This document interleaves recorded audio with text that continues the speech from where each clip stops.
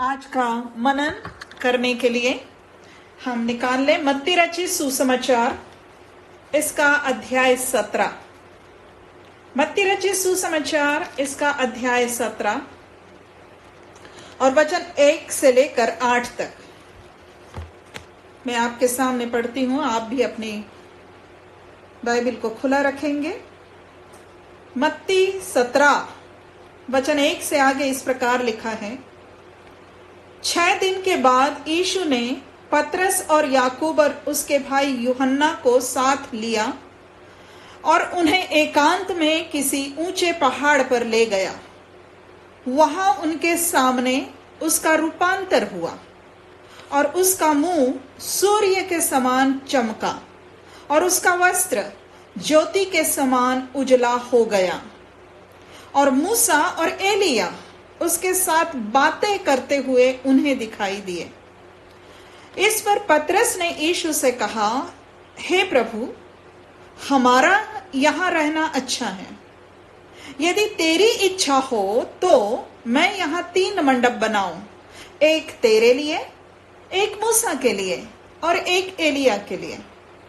वह बोल ही रहा था कि एक उजले बादल ने उन्हें छा लिया और उस बादल में से यह शब्द निकला, यह मेरा प्रिय पुत्र है जिससे मैं प्रसन्न हूं, इसकी सुनो।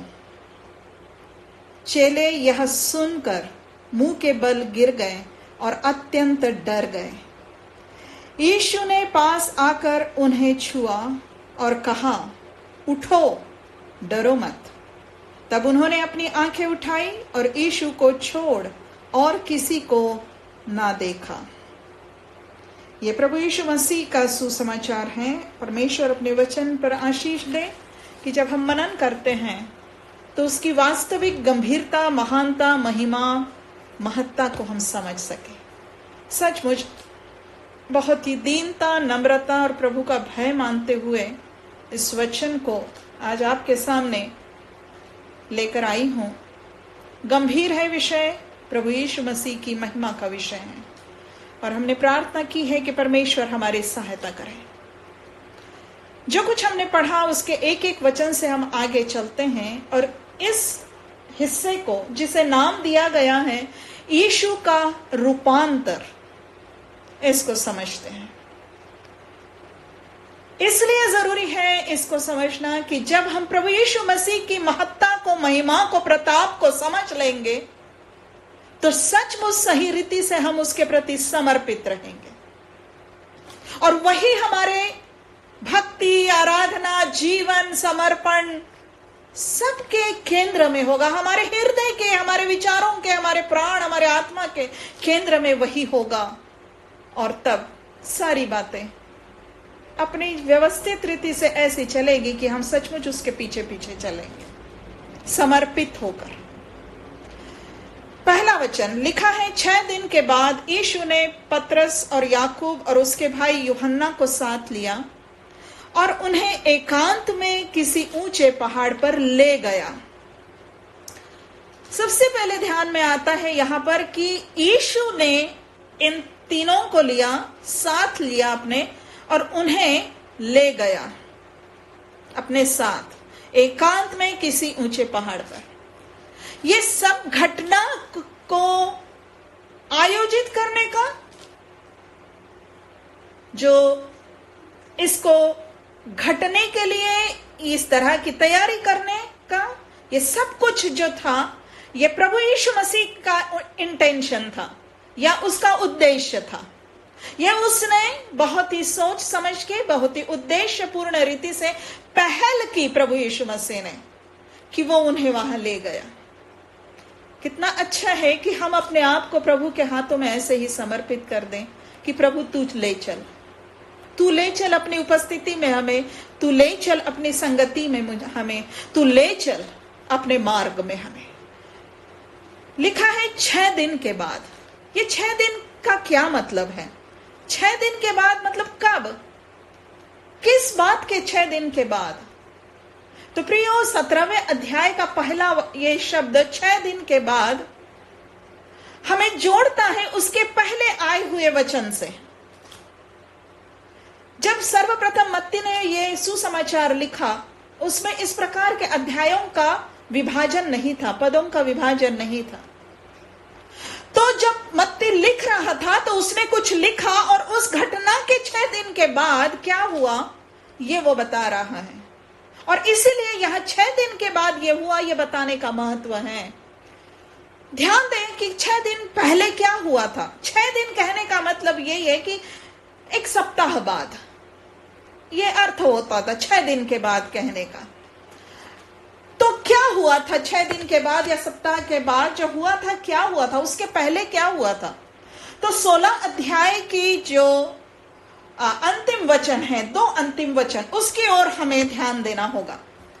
16 अध्याय का 27 और 28 वचन इस प्रकार लिखा है कि प्रभु यीशु मसीह कह रहा है इस बात को और चेलों से कह रहा है कि मनुष्य का पुत्र अपने स्वर्गदूतों के साथ अपने पिता की महिमा में आएगा और उस समय वह हर एक को उसके कामों के अनुसार प्रतिफल देगा।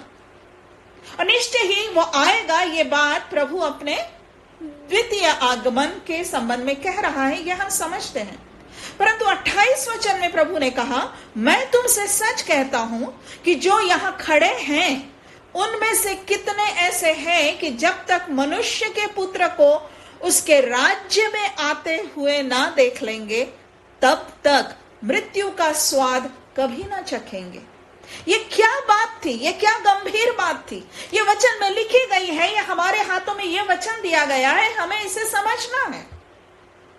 क्या बात थी जब ये प्रभु ये कह रहा था कि जब तक मनुष्य के पुत्र को उसके राज्य में आते हुए ना देख लेंगे, तब तक मृत्यु का स्वाद कभी ना चखेंगे। उसके पहले 27 वचन में उसने शब्द इस्तेमाल किया है अपने पिता की महिमा में। तो पिता की महिमा में, पुत्र को उसके राज्य में, एक प्रकार से ये दोनों जो शब्द है एक प्रकार से समानांतर है कि पिता की महिमा पुत्र का राज्य है। प्रभु यीशु मसीह का राज्य महिमा का राज्य है। और जब वो ये कह रहा था, ये कह देने के बाद उस समय तो बात समाप्त हो गई। परंतु जब अब लिखता है 17वें अध्याय में कि 6 दिन के बाद, तो इस बात को बोलने के 6 दिन के बाद ये रूपांतर की घटना प्रभु यीशु मसीह ने खुद आयोजित की, खुद पहल की। और जैसे उसने कहा था, जो खड़े हैं इनमें से कितने हैं, मतलब कितने, मतलब सब जो खड़े हैं वो नहीं, उसमें से कुछ चुने हुए ऐसे हैं जो मनुष्य के पुत्र को उसके राज्य में उसकी महिमा में देखेंगे। और ये रूपांतर की घटना प्रभु के इस आने वाली महिमा, आने वाले राज्य की झलक है प्रियो। उसके राजाओं के राजा और प्रभुओं के प्रभु होकर आने के उस राज्यारोहण स्वर या सिंहासनारूढ़ होने की महिमा है प्रिय। और ये बात प्रभु यीशु मसीह अपने इन 3 शिष्यों को दिखा रहा है। तो यहां हमें जोड़ मिलता है और ये प्रश्न हमारे मन से दूर हो सकता है कि प्रभु जो कह रहा था कि कुछ है, कितने हैं जो नहीं, जब तक ये नहीं देखेंगे तब तक मृत्यु का स्वाद नहीं चखेंगे। तो प्रभु अपने इन 3 चेलों को उस महिमा का स्वाद दे रहा है, उस अपनी महिमा की, अपने राज्य की झलक दे रहा है। यीशु ने स्वयं कही हुई बात यीशु पूरा कर रहा है। यीशु अपनी कही हुई बात को पूरा करता है। दूसरी बात हम इस रूपांतर के विषय में समझे। इस रूपांतर की महिमा ने, इसमें जो महिमा प्रकट हुई प्रभु की, उससे ये प्रमाणित हुआ कि यीशु मसीह परमेश्वर का पुत्र है। यीशु उसी परमेश्वर पिता का पुत्र है जिस परमेश्वर के लिए, हे हमारे बाप तू जो स्वर्ग में है, हम कहते हैं राज्य, पराक्रम और महिमा तेरी है। तो यीशु उसी परमेश्वर का पुत्र है जिसकी महिमा है, राज्य भी है, पराक्रम भी है, महिमा भी है। और ये बात इस रूपांतर से प्रकट होती है। आप ध्यान दीजिए, बस आपके बाइबल का एक पन्ना पलटोगे और 16वें अध्याय में आप ये पढ़ोगे कि 16वें वचन में, 16 अध्याय के 16वें वचन में लिखा है कि शमौन पतरस ने उत्तर दिया, तू जीवते परमेश्वर का पुत्र मसीह है। जीवते परमेश्वर का पुत्र। और इस बात पर यीशु मसीह ने जो पतरस को उत्तर दिया, उसमें यीशु ने कहा कि मेरे पिता ने जो स्वर्ग में है यह बात तुझ पर प्रकट की। तो यीशु जीवित परमेश्वर का पुत्र है। यह बात पिता ने पतरस के हृदय में, आत्मा में प्रकट की और पतरस ने अपने मुंह से यह सबके सामने कबूल किया। परंतु अब आवश्यक था कि जो पिता ने पतरस के हृदय में डाला, प्रकट किया, जो पतरस ने अपने मुंह से अंगीकार किया, इससे परमेश्वर पिता खुद दृश्य रीति से खुद अपने मुंह से बोले कि ये मेरा प्रिय पुत्र है। और इसलिए ये रूपांतर की घटना हुई, जिसमें हमने पढ़ा कि परमेश्वर पिता बोला कि ये मेरा प्रिय पुत्र है। बहुत गंभीर बात है, ताकि कोई एतराज ना करे, बाद में कोई ये ऑब्जेक्शन ना ले कि अरे पता नहीं परमेश्वर ने पतरस को बताया था कि नहीं, ये यूं ही बोल गया, यीशु ऐसे बोल दिया। विरोधी तो बहुत है ना, ऑब्जेक्शन करने वाले वचन पर, है ना।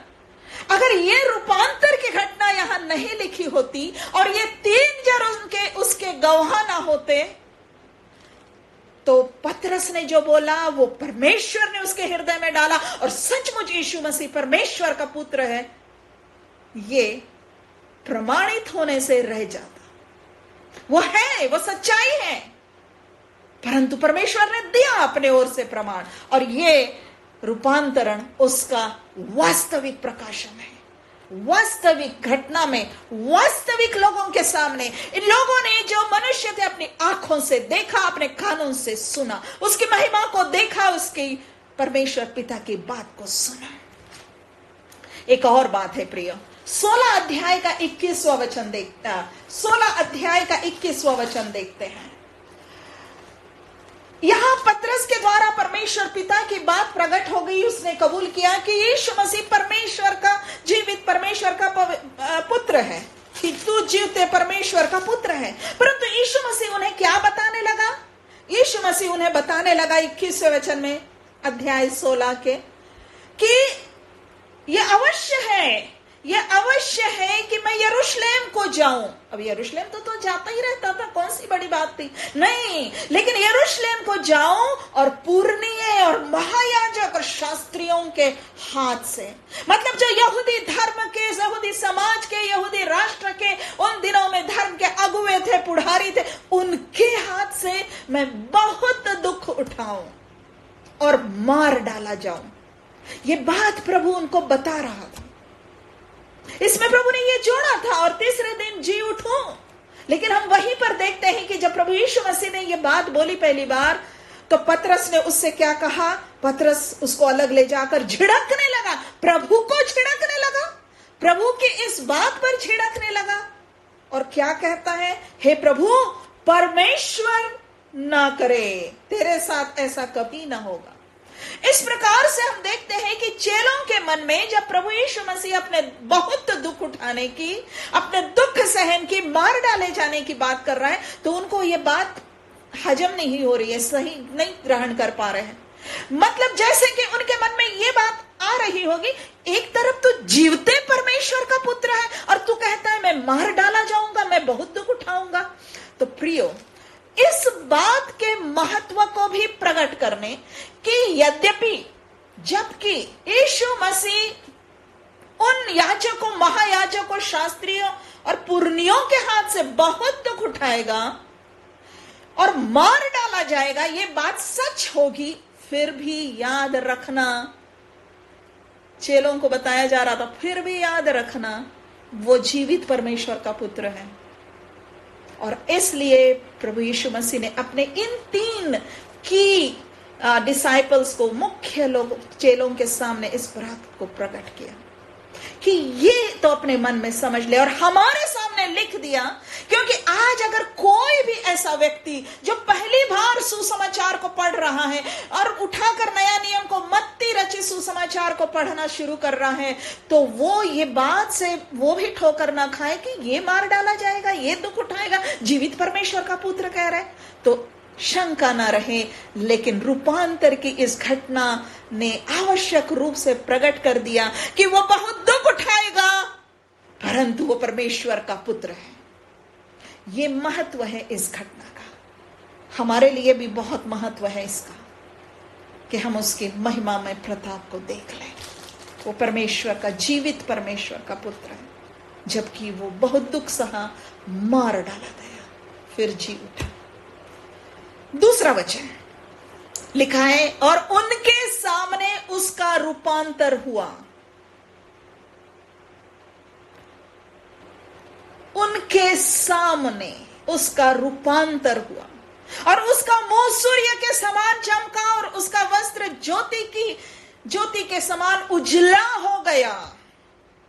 प्रियो, रूपांतर क्या होता है? जो यहां पर ग्रीक भाषा का शब्द है रूपांतर, रूप बदल जाना। हम इस सब के लिए हम सबके सामने एक उदाहरण दिया जाता है जो हम साधारण से साधारण व्यक्ति भी समझते हैं। आप जहां पे भी, अगर एक गांव में, देहात में भी रहते हो, तब भी आपने देखा होगा कि जो तितली होती है, तितली का वो, अब मुझे हिंदी में नहीं आ रहा है, कैटरपिलर होती है, वो इल्ली जो होती है, क्या बोलते हैं उसको? तितली बनने के पहले वो इल्ली दिखाई देती है ना, हरी हरी, फिर वो अपने आप को बंद कर लेती है, और वही जो रहती है वही एक सुंदर तितली बन के निकलती। कोई और जीव नहीं आता वहां पर, वही बदलती है। ये इस प्रक्रिया को जो बोला गया है वो शब्द है यहां पर। इसका मतलब है कि वो तितली के, वो जो कीड़ा रहता है तितली बनने के पहले का, उसके अंदर तितली का वो संपूर्ण गुण, या वो जो कुछ क्या कहना चाहिए, सुंदरता है, वो सब कुछ रहता है, वो फिर बाहर आ जाता है। प्रभु यीशु मसीह का रूपांतर इसी प्रकार से हमें समझना है कि प्रभु यीशु मसीह इस समय पृथ्वी पर मनुष्य बनकर, देह धारण करके आया हुआ था, लेकिन उसके भीतर ईश्वरत्व का प्रमाण, पूरी रीति से ईश्वरत्व भरा हुआ था। कुलुसियों के पहले अध्याय में यही हम पढ़ते थे, ईश्वरत्व भरा हुआ है, परिपूर्णता है वो ईश्वरत्व की। उस समय भी था जब वो मनुष्य बना हुआ था, वो अपने देह धारण से बस ढांपे हुए था, परंतु वो ईश्वर था, पूर्ण ईश्वर था, और पूर्ण रीति से मनुष्य था। हम नहीं समझ सकते ना, कभी कभी ये भारी लगता है, भारी ही तो है, इतना तो समझ में आता है, भारी है, महान है वो समझने के लिए। उसके आगे नतमस्तक होना, समर्पित होना ही हमारा कर्तव्य है। तो प्रियो, यहां लिखा है उसमें, उसके अंदर जो ईश्वरत्व था वो बाहर आया, वो रूपांतर हुआ। वहां से यीशु मसीह गायब हो गया और कोई और आया और स्वर्ग से, ऐसा नहीं था। वही यीशु जो इनके साथ पहाड़ पर चलते हुए गया होगा, ऊंचे पहाड़ पर, वही यीशु मसीह का रूपांतर हो गया। उसका मुंह सूर्य के समान चमका, चमक उठा, मतलब सूर्य के समान चमका। सूर्य जब चमकता है, भरी दोपहरी का अर्थ होता है ये चमकता। कैसा होता है? क्या उसकी ओर देख सकते हैं हम? जी नहीं। इसका मतलब है यूं ही आराम से पढ़कर आगे मत निकल जाओ कि उसका मुंह सूर्य के समान चमका। याद रखो कि जैसे सूर्य की ओर हम देख नहीं सकते, सूर्य जब चमकता है तब, प्रभु यीशु मसीह का चेहरा ऐसा हो गया था, देख नहीं सकते मनुष्य उसकी। इतना महिमा, इतना तेज उसके अंदर से बाहर आया, इतना तेजोमय वो था, वो देह धारण किया हुआ यीशु। जब वो फलस्तीन के उस धूल भरे रास्ते पर चलता था, उसके अंदर परमेश्वर का ये तेज भरा हुआ था। इसका मतलब प्रकट हुआ उसका छिपा हुआ तेज इस समय रूपांतर हुआ, वस्त्र ज्योति के समान उजला हो गया। मतलब जो दिखाई दे रहा था प्रिय, वो केवल ज्योति और उजलापन और भव्य प्रकाश दिख रहा था। इब्रानियों पहला अध्याय 3 वचन, इब्रानियों पहला अध्याय 3 वचन कहता है, यीशु के लिए कहा गया है कि वह उसकी महिमा का प्रकाश है। मतलब यीशु परमेश्वर की महिमा का प्रकाश है। यहां प्रकाश का अर्थ होता है प्रियो, चकाचौंध कर देने वाली चमक। यूं ही साधारण सफेद हो गया यीशु मसीह, ऐसा नहीं था। ऐसी आंखों को चकाचौंध कर देने वाली चमक उसमें थी। यह एकमात्र अवसर था जब पृथ्वी पर प्रभु यीशु मसीह का तेज इस प्रकार प्रकट हुआ। बहुत ही हमें गंभीरता से इसको समझना चाहिए, इसको बार बार पढ़ते रहना चाहिए, ताकि उसका तेज हमें याद रहे कि पृथ्वी पर रहते हुए भी ये तेज उसमें था और हम उसके सामने नतमस्तक रहे। हम जब गाए जय जय यीशु, जय जय यीशु, तो उसको वैसा स्मरण करके गाए। अपने देह धारण में उसने अपने आप को शून्य कर दिया। फिलिपियों 2 में हम पढ़ते हैं, वो मनुष्य का रूप धारण किया, परंतु उसका ईश्वरत्व का, ईश्वर होने का, परमेश्वर होने का अस्तित्व, तत्व समाप्त नहीं हुआ था। वो परमेश्वर था, वो परमेश्वर है। 3 गवाहों के सामने ये हुआ। 3 गवाह, पतरस, यूहन्ना और याकूब। प्रियो, जब हम पुराना नियम पढ़ते हैं और पुराने नियम में यहूदियों को जो व्यवस्था परमेश्वर ने दी थी, उस व्यवस्था में ये बात परमेश्वर ने बताई थी कि किसी भी घटना को या किसी भी बात को सही या सच साबित करने के लिए 2 या 3 गवाह आवश्यक होंगे। एक से नहीं होगी बात, 2 होंगे या 3 होंगे। ये आवश्यक होंगी और पर्याप्त होगी। मतलब किसी बात को सच है ये 2 लोगों ने, 3 लोगों ने बता दिया तो पर्याप्त है, चौथे से पूछने की जरूरत नहीं है, खुद जाकर खोजने की जरूरत नहीं है। अगर गवाह सच में देखकर बता रहे हैं, बात सच मान ली जाए। और इसी बात को नया नियम में भी दोहराया गया है। यीशु अपने साथ 3 को ले गया, पतरस, यूहन्ना और याकूब। हमारे लिए गवाह तैयार कर रहे हैं। जो देखा उन्होंने ही देखा, सारे 12 को नहीं ले गया। क्या करता 12 को ले जाकर? 3 गवाह, 2 गवाह पर्याप्त थे। और 12 को क्या करता ले जाके? एक तो उसमें यहूदा था, जब तो उसको ठुकराई देने वाला था। छांटता है प्रियो प्रभु। काश कि आज प्रभु अपने वचन से अपनी कोई निकटता, अपनी कोई गंभीर बात बताना चाहता है तो मुझे चुन ले। ऐसी इच्छा आप और मैं अपने हृदय में रखें। प्रियो, क्या प्रभाव हुआ होगा इन गवाहों पर? इस बात का क्या प्रभाव हुआ होगा, जानना चाहते हैं? दूसरा पतरस पहला अध्याय 16 से 18 में पतरस लिखता है, जो पहला गवाह करके हम ले रहे हैं यहां पर। पतरस अगुआ था ही, वो सबसे आगे रहता था।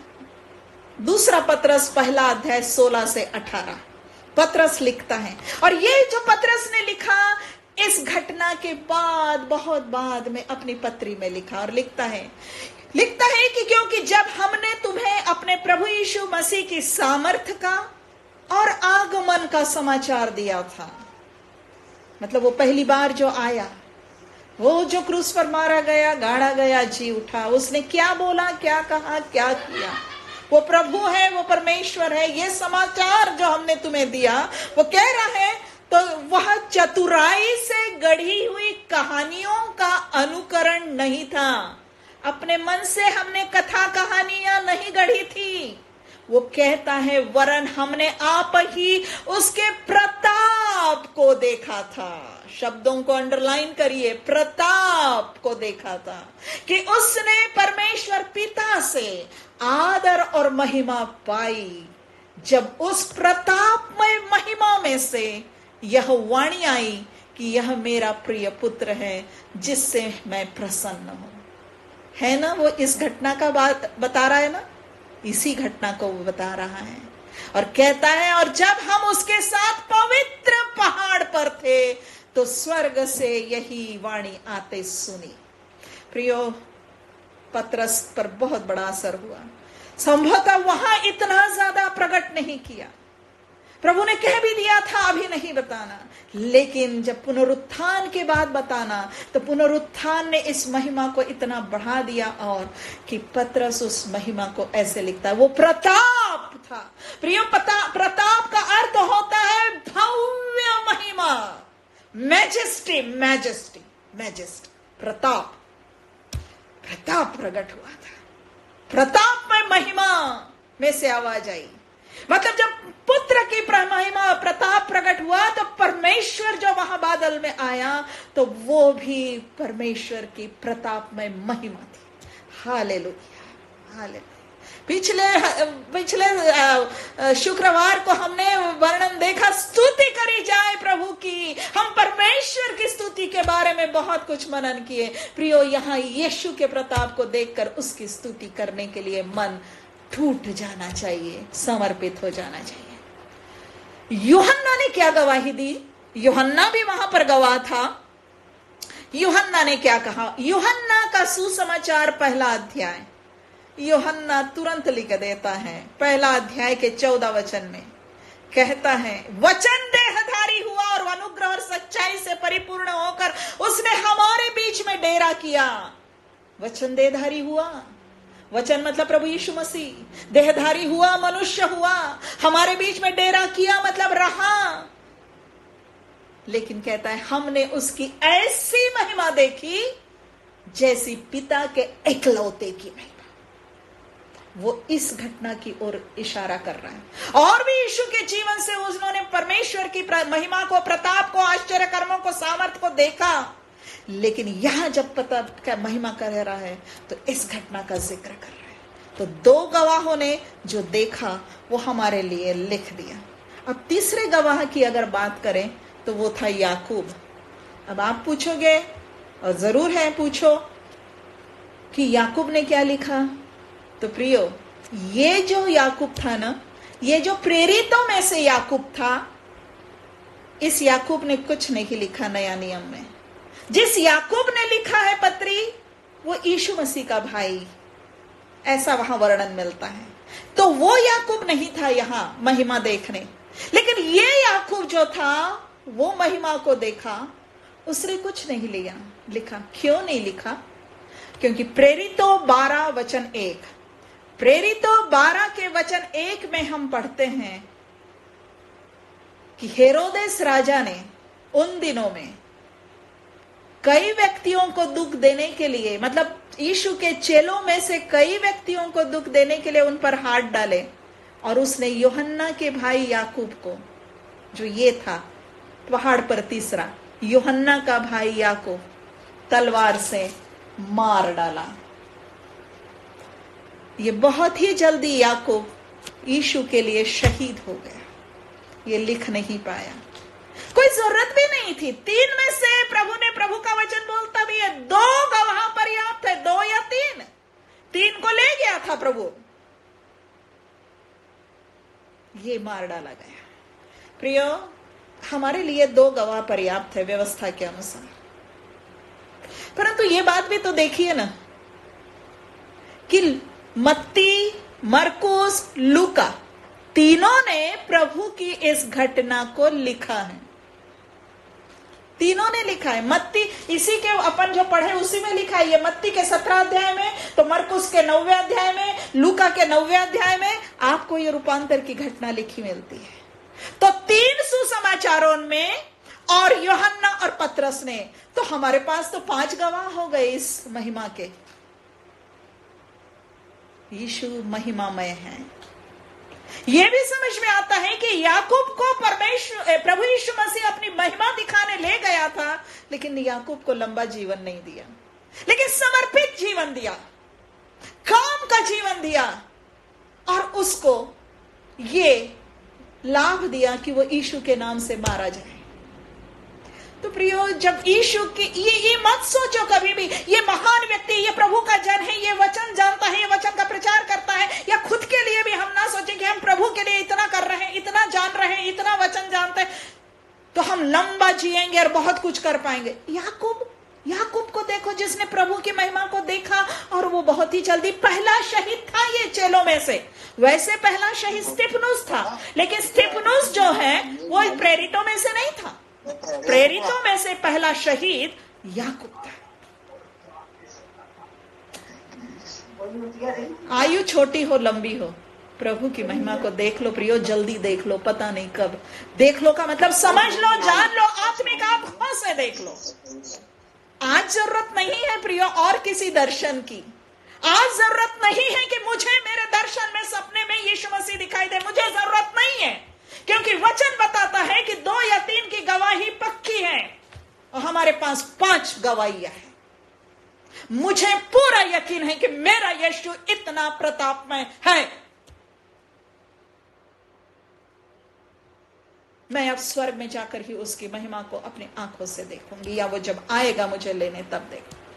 बाकी उसके हाथ में है, और वचन से जानकर उसको जानना पर्याप्त है। 3 गवाह पर्याप्त थे, 3 में से 2 ने लिखा। आइए चलते आगे देखते हैं। तीसरे वचन में लिखा हुआ है कि और मूसा और एलिया उसके साथ बातें करते हुए उन्हें दिखाई दिए। मूसा और एलिया उसके साथ बातें करते हुए दिखाई दिए। लूका के 9वें अध्याय के 31 वचन में लिखा है कि वे उसके मरने की चर्चा कर रहे थे जो यरूशलेम में होने वाला था। लिखा है ये महिमा सहित दिखाई दिए, क्योंकि अब वो साधारण मनुष्य नहीं थे, वो परमेश्वर की ओर से आए थे। अब ये पूछो कि मूसा और एलिया ही क्यों दिखाई दिए? मूसा और एलिया ही क्यों दिखाई दिया? अब्राहम क्यों नहीं भेजा गया? दाऊद क्यों नहीं भेजा गया? हनोक क्यों नहीं भेजा गया? हनोक और एलिया क्यों नहीं भेजे गए जो जिंदा उठा लिए गए थे? मूसा तो मर गया था, मूसा क्यों भेजा गया? प्रश्न मन में आना चाहिए, क्योंकि उत्तर है उसका उत्तर यह है प्रियो कि मूसा व्यवस्था को प्रतिनिधित्व करता है। व्यवस्था देने वाला मूसा था, हालांकि परमेश्वर ने दी थी, लेकिन इस्राएलियों तक व्यवस्था पहुंचाने का काम मूसा का था। मूसा ने बाइबल की पहली 5 पुस्तकें इस्राएलियों के लिए लिखी। पुराने नियम की पहली 5 पुस्तकें मूसा ने लिखी। मूसा को व्यवस्था के साथ जोड़ा जाता है। मूसा उनका एक व्यवस्था में ले चलने वाला अगुआ था। व्यवस्था को वो बहुत महत्व देते थे। और एलिया भविष्यद्वक्ताओं में सबसे पहले आया हुआ बड़ा भविष्यद्वक्ता था। यशाया, यिर्मयाह, यहेजकेल ये बाद में आए। एलिया था आरंभ में, इनके भी पहले।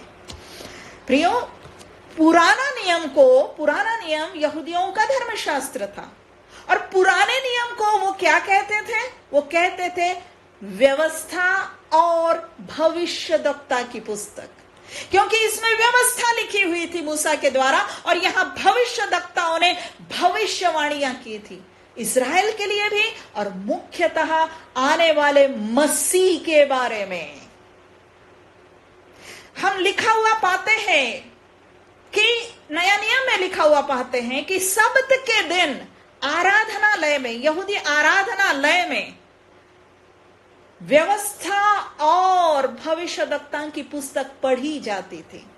तो जब ये कहते थे व्यवस्था और भविष्यद्वक्ता, तो मूसा और भविष्यद्वक्ता, और उसमें भी एलिया भविष्यद्वक्ता जो एक महान आश्चर्य कर्म करने वाला था, उसका नाम पहले आता है। और यहां पर दिखाई दे रहा है कि ये दोनों प्रभु के सामने आए। एक सुंदर समागम, सुंदर एकत्रीकरण है। पुराने नियम से व्यवस्था और भविष्यद्वक्ता, और नए नियम से परमेश्वर का वचन, खुद प्रभु यीशु मसीह। मसीह जिसका वर्णन व्यवस्था और भविष्यवक्ता करते हैं, ये यहूदी लोग कहते थे।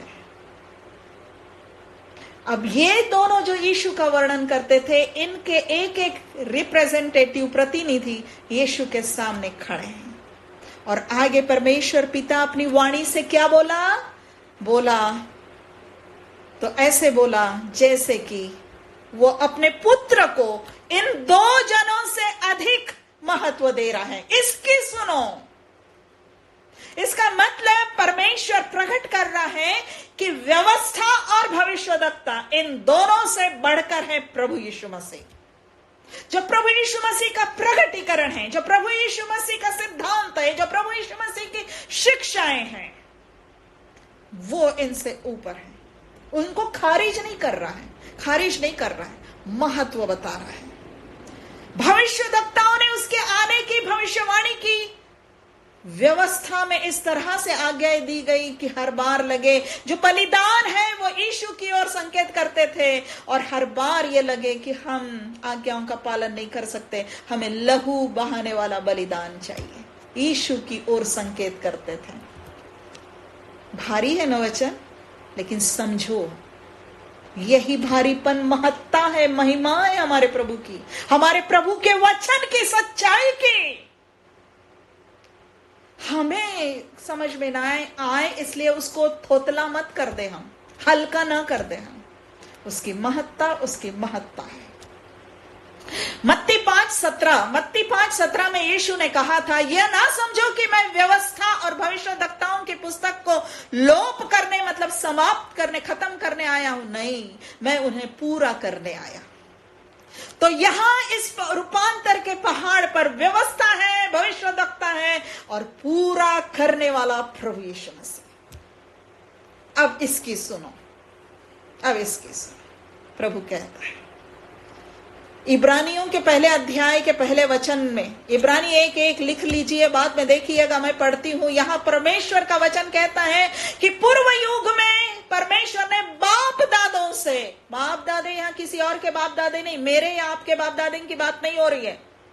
कोई लोग गलत अर्थ लगाते हैं, कोई कहते हैं कि हमारे बाप दादे जो यहाँ हिंदुस्तान में कहीं हमारे पूर्वज थे। जी नहीं, उनसे बात नहीं करी थी परमेश्वर ने। ये बाप दादों से बात का मतलब है इस्राएलियों के बाप दादे, अब्राहम, इसहाक, याकूब से लेकर। याद रखिए, बाइबल जो लिख रही है, क्यों लिख रही है, किसको लिख रही है, ये ध्यान देना है। ये इब्रानियों की पत्री यहूदियों को लिखी थी, तो ये यहूदियों के बाप दादों की बात हो रही है प्रियो। यहूदियों के बाप दादों से लिखा है, भविष्यवक्ताओं के द्वारा परमेश्वर ने बातें की, थोड़ा थोड़ा करके, लेकिन फिर कहता है इन दिनों के अंत में हमसे पुत्र के द्वारा बात की, पुत्र के द्वारा बात की।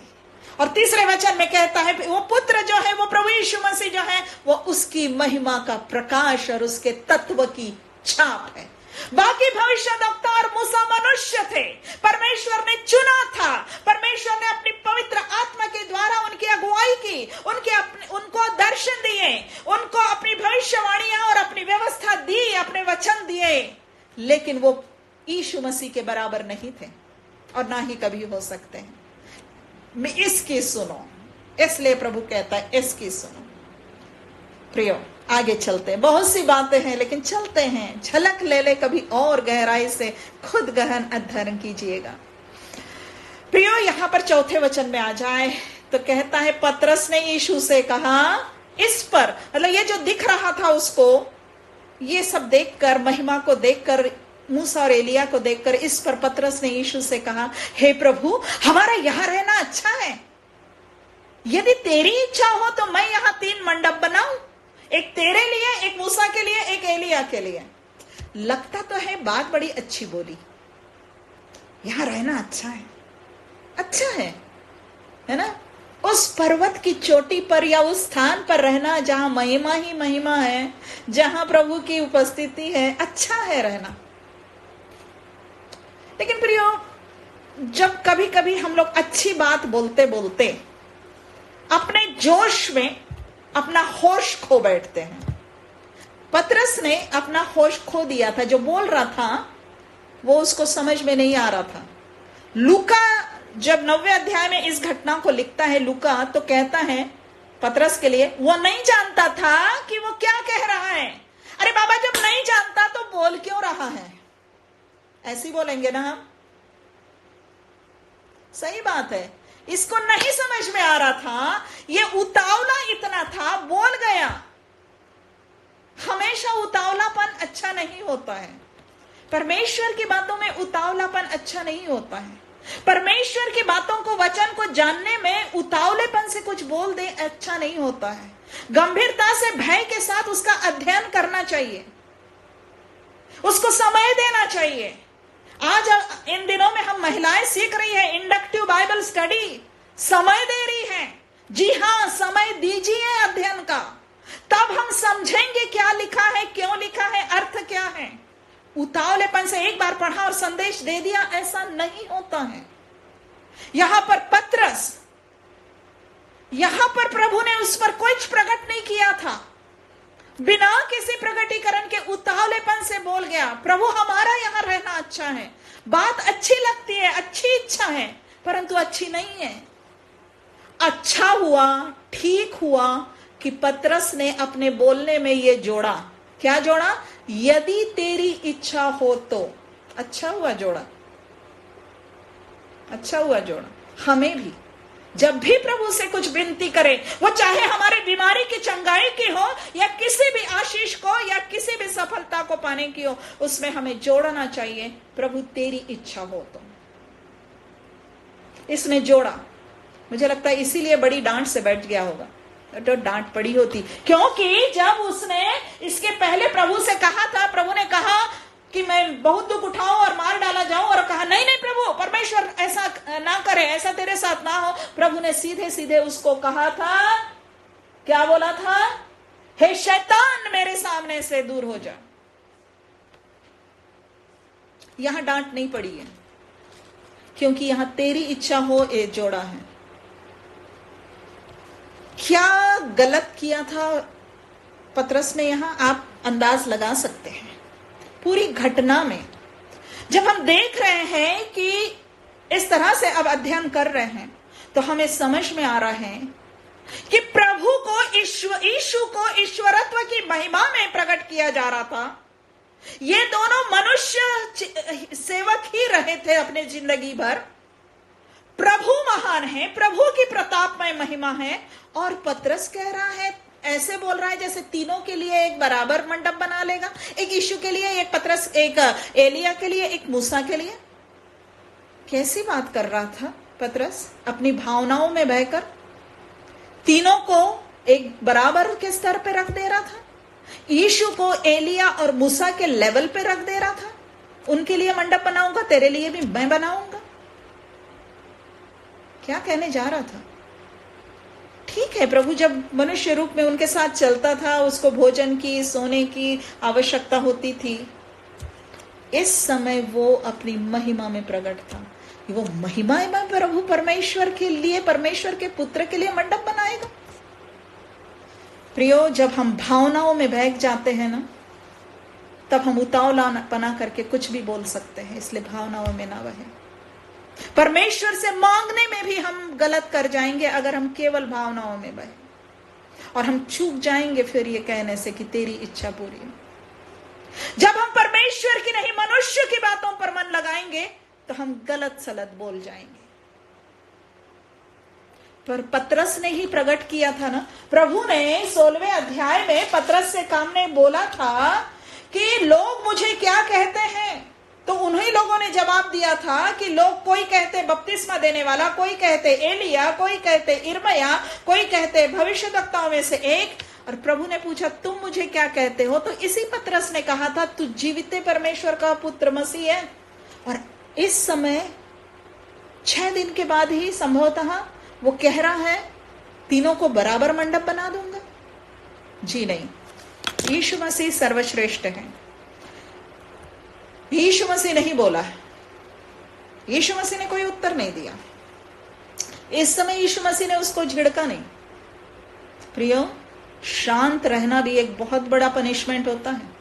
जब प्रभु बोलना बंद करता है ना, वो बहुत बड़ा दंड होता है। यहां प्रभु यीशु मसीह नहीं बोला। इसका मतलब नहीं कि उसको बात पसंद आई थी, क्योंकि यीशु को मालूम था मेरा पिता मेरे पक्ष में खड़ा है। और पिता 5वें वचन में लिखा है, वह बोल ही रहा था कि एक उजले बादल ने उन्हें छा लिया और उस बादल में से यह शब्द निकला, यह मेरा प्रिय पुत्र है जिससे मैं प्रसन्न हूं, इसकी सुनो। बादल ने उन्हें छा लिया। प्रियो, शब्दों पर ध्यान दीजिए। एक बादल आया और उन्हें छा लिया, और बादल में से जो आवाज आई, हम समझ रहे हैं कि उस बादल में परमेश्वर की उपस्थिति थी। पुराने नियम में परमेश्वर बादल में होकर इस्राएलियों के साथ चलता था, है ना, उनकी अगुवाई करता था। एक ही उदाहरण दे रही हूं, बहुत से उदाहरण है पुराने नियम में बादल में होकर परमेश्वर की महिमा प्रकट होने के। सबसे बड़ा उदाहरण इस्राएल के लिए बिल्कुल बिना भूले याद रहता होगा कि बादल है, बादल में परमेश्वर की महिमा है, बादल में परमेश्वर होकर चल रहा है। हर एक बादल में नहीं, ये मत कहो कि वहां कोई बादल है उसमें परमेश्वर है, ये गलत बात है। यहां जब परमेश्वर आया, उसने अपने आप को बादल में प्रकट किया, क्योंकि अपने आप के तेज ढांपते हुए। उसका तेज देखते तो फिर तो जीवित ही नहीं रहते कोई। तो व्यवस्था विवरण 1:33 में लिखा है कि आगे आगे परमेश्वर चलता था उनके, ताकि उन्हें मार्ग दिखाए। और इस समय भी बादल में होकर परमेश्वर आया कि इन लोगों को मार्ग दिखाए, आत्मिक मार्ग दिखाए, आत्मिक रीति से बताए, रूपांतर के इस पहाड़ पर। और क्या मार्ग बताया? गलत है पतरस तेरा ये कहना, ये मेरा प्रिय पुत्र है जिससे मैं प्रसन्न हूं, इसकी सुनो, इसकी सुनो।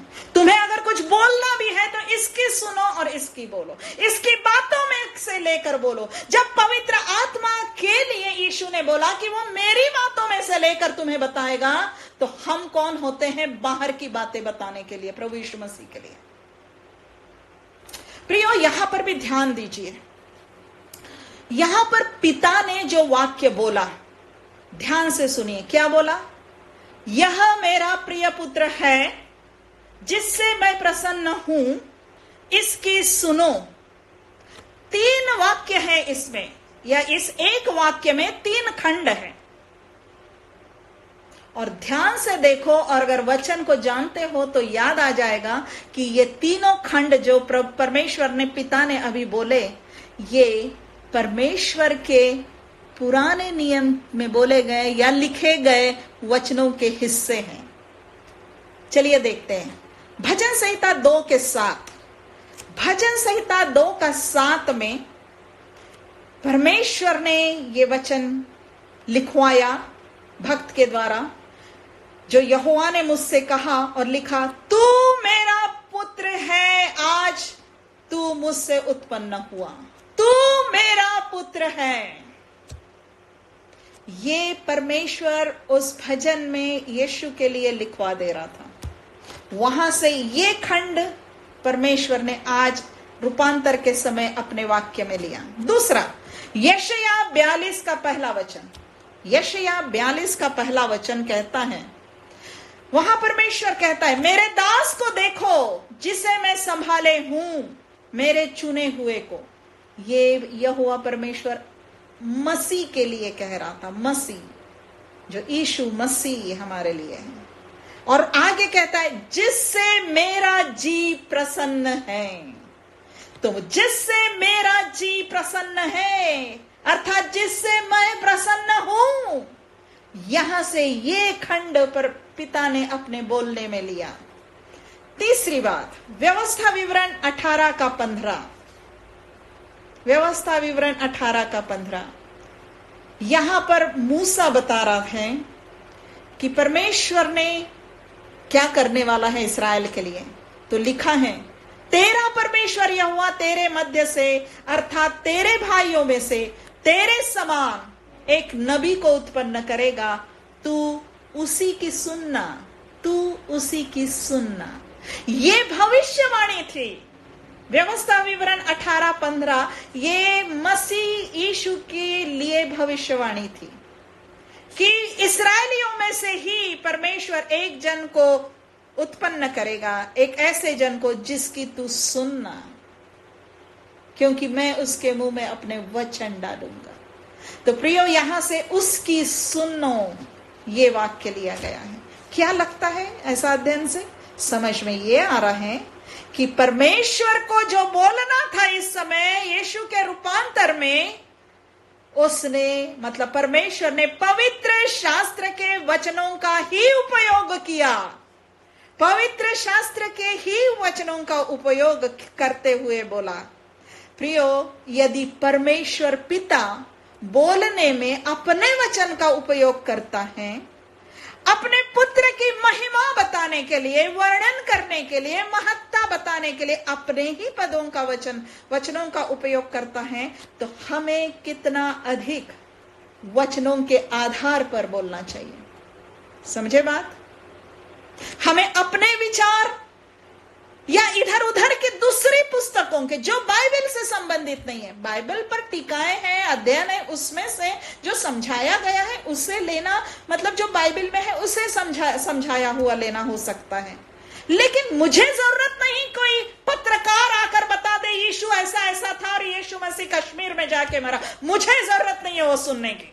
मुझे जरूरत नहीं है कोई और आकर जो बाइबल में लिखा नहीं है वो बता दे कि यीशु मसीह के क्रूस के नीचे वो क्या था, वाचा का संदूक था और लहू टपका। मुझे जरूरत नहीं है।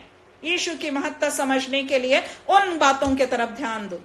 जब पिता अपने पुत्र के लिए वचन से लेकर बात करता है, तो मुझे प्रभु यीशु मसीह को वचन से जानना है, और आप भी जान लीजिए वचन से जानना है। क्योंकि परमेश्वर कहता है इसकी सुनो, उसकी बातों को सुनो, उसकी शिक्षा को सुनो, और वो केवल और केवल बाइबल में मिलती है। और बाइबल की बातें जो समझाई जाती है उसको सुनो, बाइबल की बातें, मात्र पवित्र शास्त्र और नहीं। आगे लिखा है 6वें वचन में, बहुत सारी बातें हैं लेकिन जल्दी समाप्त करते हैं, समय समाप्त हो रहा है आज का हमारा।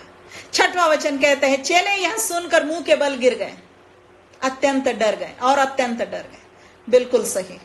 कब गिरे मुंह के बल, कब अत्यंत डर गए? जब पिता की वाणी को सुना। पिता का शब्द का यह सही प्रभाव है। मुंह के बल गिरना मतलब दंडवत करना, समर्पित हो जाना। अत्यंत डर, यहां पर डर जो है एक भय भी है कि परमेश्वर बोल रहा है, अब मैं कैसे जीवित रहूं। परमेश्वर का वचन यही परिणाम उत्पन्न करे हम में कि जब हम परमेश्वर के वचन से, परमेश्वर का संदेश, परमेश्वर का वचन सुनते हैं, तो हमारा हृदय दंडवत कर दे उसके आगे, हम समर्पण कर दें उसकी महिमा के आगे, हम आदर युक्त भय से उसकी आज्ञा मानने वाले हो जाए। कहे प्रभु क्षमा कर, अपने आप को देखें कि कहां चूक जाते हैं उसको महत्व देने में।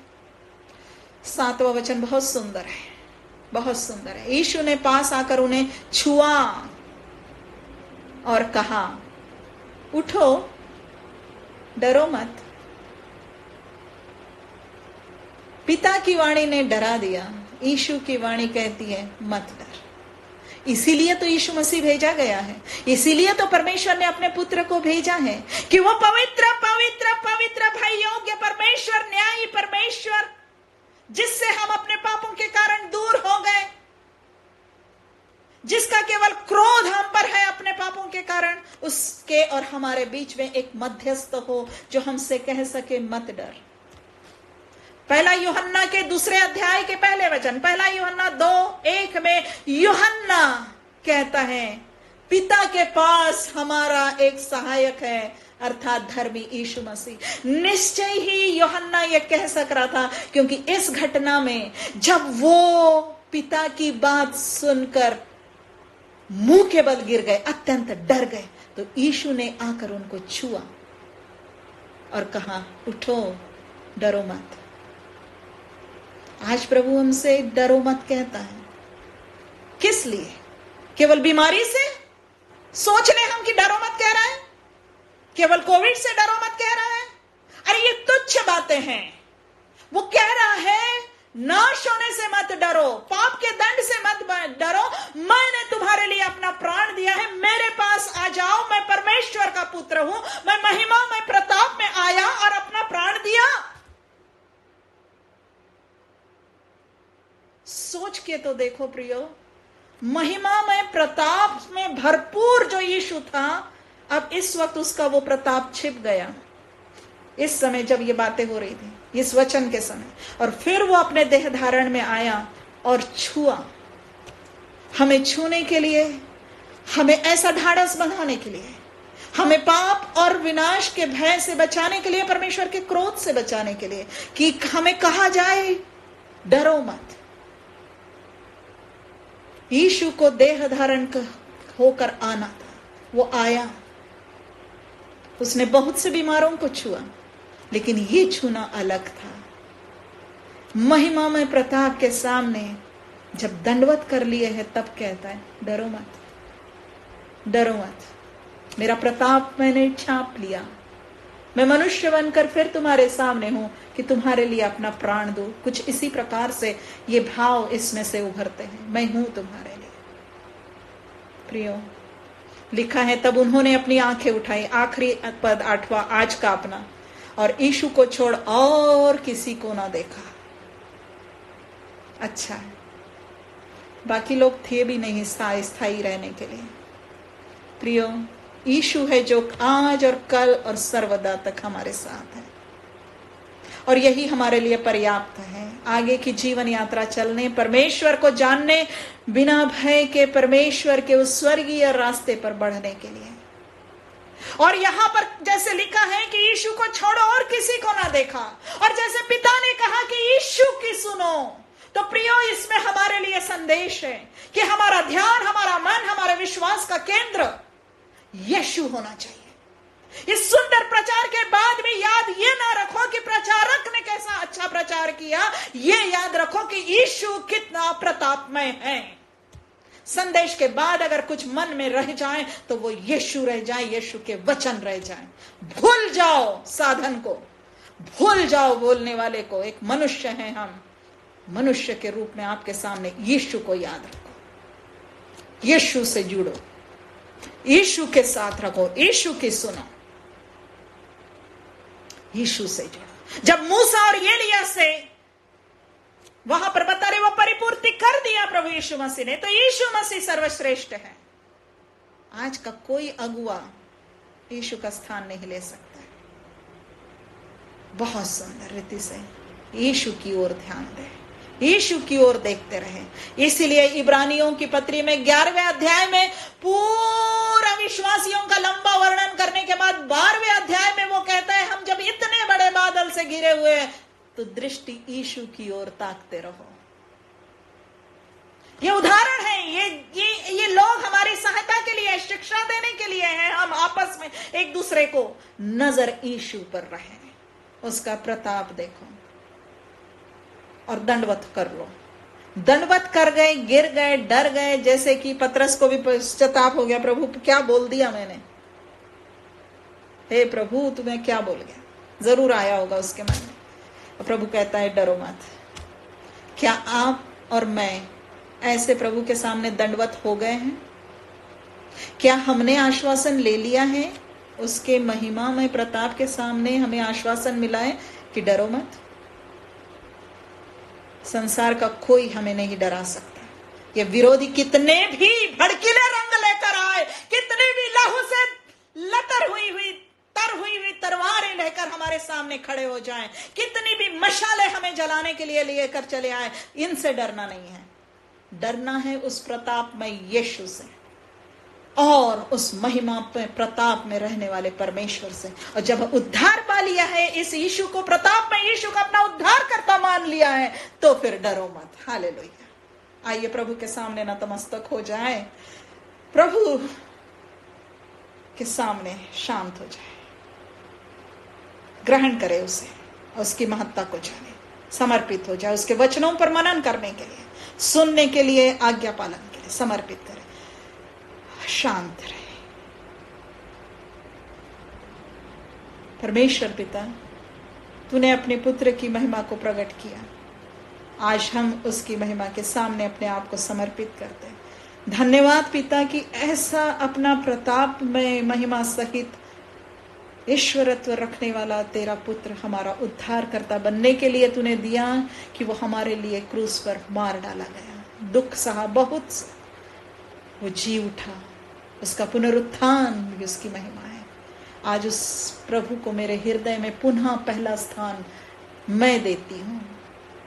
हम में से हर एक कह रहा है प्रभु, मैं आशा करती हूँ कि हर एक कह रहा है मैं देता हूँ, मैं देती हूँ।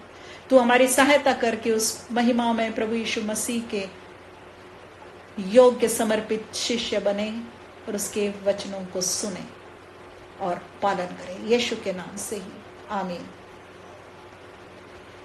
जय मसीह की।